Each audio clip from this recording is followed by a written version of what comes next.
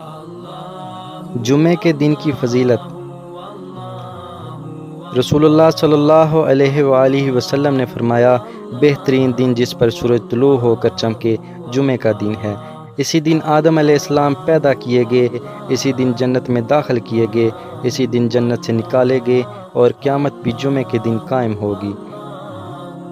ارشاد باری تعالیٰ ہے، اے اہل ایمان، جب جمعے کے دن نماز یعنی جمعہ کے لیے اذان دی جائے تو اللہ کے ذکر یعنی خطبہ اور نماز کی طرف دوڑو، اور اس وقت کاروبار چھوڑ دو اگر تم سمجھو تو یہ تمہارے حق میں بہت بہتر ہے۔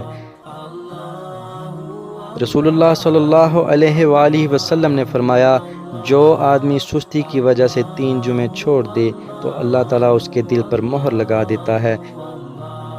آپ صلی اللہ علیہ وآلہ وسلم نے فرمایا، لوگ جمعہ چھوڑنے سے باز آ جائیں ورنہ اللہ تعالیٰ ان کے دلوں پر مہر لگا دے گا، پھر وہ غافل ہو جائیں گے۔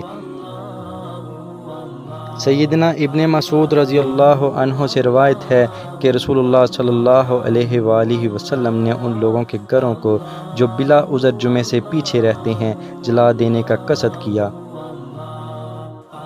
معلوم ہوا کہ جمعہ چھوڑنا بہت بڑا گناہ ہے، اس پر شدید وعید ہے، لہٰذا ہر مسلمان پر جمعہ پڑھنا فرض ہے۔ اس میں ہرگز سستی نہیں کرنی چاہیے۔ جب خطیب ممبر پر چڑھے اور اذان ہو جائے تو سارے کاروبار حرام ہو جاتے ہیں۔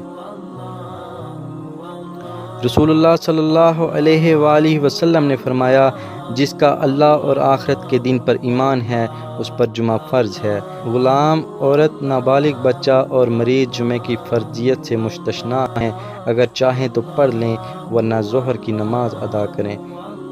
اللہ تعالیٰ سے دعا ہے کہ اللہ تعالیٰ ہمیں سمجھنے اور عمل کرنے کی توفیق دے، آمین ثم آمین۔